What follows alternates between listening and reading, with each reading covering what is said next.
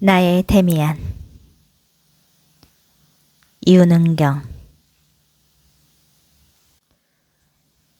화장실 수건이 줄어들지 않는 걸 보니 정말 집 나갔나 보다.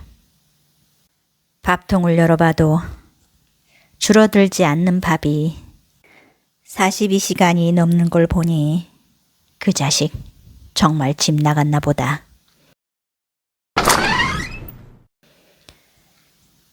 개어진 이불이 망부석처럼 며칠이 지나도 그대로인 걸 보니 그 자식 정말 집 나갔나 보다.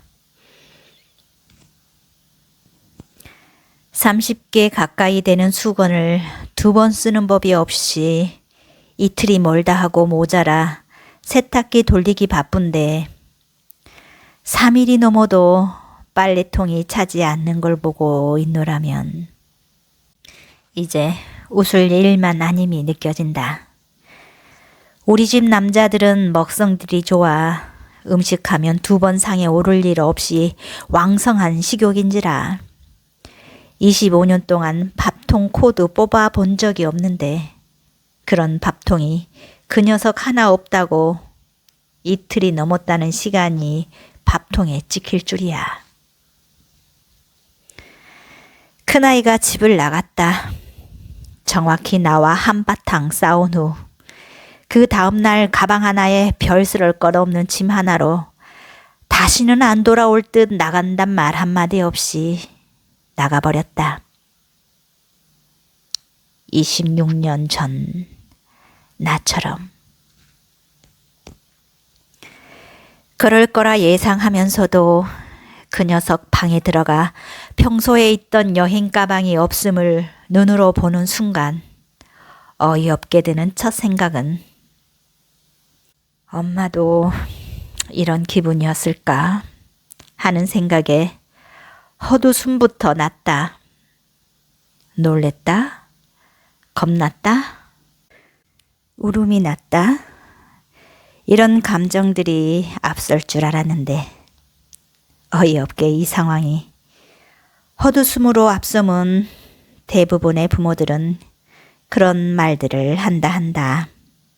너도 너랑 똑같은 자식이 낳아서 라는 말을. 하지만 나의 엄마는 이런 말 대신 나에게 이렇게 말했다. 너 나 미워하는 만큼 그 마음으로 살아. 그러면 넌 꼭 잘 살 거야. 라고. 그런데 이런 상황 2번 보고 싶지 않는 나에게 대물림처럼 벌어졌고 난 더더욱 그 어떤 한마디조차 내뱉지 못한 채 그 녀석을 내보내 버렸음이 헛웃음이 나게 했다. 이 정도의 서론이면 다들 궁금해할 거다. 왜 나가는지가. 보호자라는 이름이 더 이상 부모의 이름으로 대신할 필요가 없을 시간이 되면 대부분 부모의 사고와 판단들이 진보해 보이고 답답해 보이나 보다. 나도 그 시절 그랬으니까. 울타리를 벗어나 독립할 준비를 하려 함은 상입된 바였다. 그 시기도 오래라며 천천히 하나하나 준비해 가기로 했다. 그 말을 들으면서도 놓아줌이 맞는데 엄마로서 잘 날아갈 수 있게 해야 함이 맞는데 세상의 유혹과 배신과 판도라의 상자에서 나올 많은 반신반의 걱정들이 앞서는 마음과 달리 곱지 않는 소리로만 애를 타박부터 했다. 어쩌면 걱정이라는 이름으로 협박도 했을지 모르겠다. 어차피 넌 나랑 헤어질 수밖에 없어. 네가 결혼을 해야 하는 시기가 오면 더더욱 같이 있고 싶어도 그럴 수 없는데 집에서 나가는 게 그렇게 대수야? 나와 함께 있는 이 시간들이 그렇게 싫어? 라며 큰아이는 나에게 화낸 적이 없었다. 그런 큰아이가 처음으로 화를 냈다.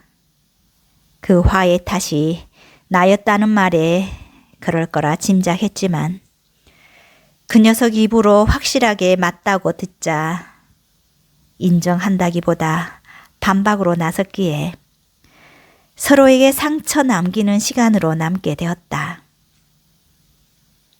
사건의 계기는 여자친구이긴 했다. 아마 집에 두어 번 데리고 왔나 보더랬다. 그런데 올 때마다 익숙치 않은 메모지에 어머님, 아버님 써있는 글씨가 마음에 들지 않았고 친구들에게 시어머니 모두 하기만 해봐라. 내가 가만 안 놔둔다 했건만 개뿔. 나부터가 시어머니 모두가 되어 싫어. 왜 네가 좋아한다고 나한테 강요해? 보지도 않은 애가 더더군다나 부모님 없을 때 데리고 와서 이게 무슨 짓이야? 난 얘가 주는 선물 부담스러워 싫어. 이러고 말았다. 그러자 큰 녀석은 그동안에 제대하고 쌓아놓았던 상처들, 어쩌면 어릴 적부터 맞이로서 짊어졌던 부담감을 털어놓더니 나가버렸다. 속았다. 엄마 없으면 울던 아이였는데 배신당했다. 하루 한 번씩 사랑한다 말하면 뽀뽀해대던 아이였는데 사기당했다. 이 세상에서 제일 사랑하는 게 엄마라 하던 그 말에 철저히 사기당했다. 팔순이 넘어도 내 아들만큼은 어리다 생각하는 사람이 부모라는데 아직 어릴 거라. 아직 내 손이 가야 할 거라 생각했는데 나만의 착각임이 증명됐고 매일매일 속삭이던 아이의 숨결은 사라졌어도 매일매일 내 손 안에 있던 작은 손이 이젠 의젓하게 다른 손을 잡아줄 수 있는 나이가 되었음을 알면서도 이 부모라는 이름의 심장은 아직도 그 마음을 놓지 못하고 있었던 게다. 괘씸한 거 반, 걱정되는 마음 반으로 매일 반반의 마음이 되어 마음의 전쟁을 치룬다. 이 와중에 편법을 써본다. 작은 아들에게 형이 잘 있나 전화해보라 부추기자 이틀 전에 만나기까지 했다 고백한다. 순간 이유 모를 약이 올라져 궁금하지도 않는데 묻는 듯이 툭 물어본다. 아 왜? 필요한 게 있다고 가져다 달래요. 그래서. 뭐였을까? 소중하다던 우리 가족 사진? 내가 사준 옷? 아님 도장? 추측이 난무한 와중에 돌아온 답변은 정말 그게 안 웃을 수 없는 물건이었다. 군복이랑 군화요. 실로 엄마의 허상 같은 마음에 대한 슬쩍 답변이었었다 싶다. 이젠 놔주어야 한다. 이제 그 아이가 잘 날 수 있게 용기 있는 말들을 해주어야 한다. 이제 그 아이도 그 아이의 세상이 만들어졌음을 인정해 주어야 한다. 시린 바람의 끝에 나뭇가지의 물오름이 시작되고 오늘 같은 촉촉한 비 내림에 그 땅을 뚫고 올라오는 많은 싹이 생기듯 드넓은 바다를 하늘을 가르고 수천 수만의 날갯짓으로 돌아오는 제비들처럼 자신의 왕국을 만들어 대문 앞을 들어설 큰 아이를 기다려본다.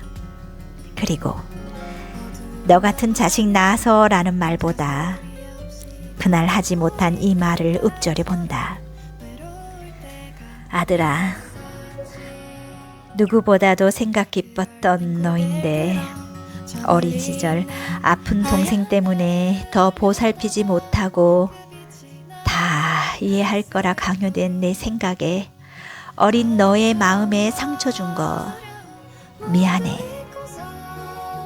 넌 아이인데도 다 컸을 거라 생각하며 그 힘든 과정들을 잘 이겨내준 것만도 고마운데 내가 그 고맙단 말에 정작 인색한 것도 미안해.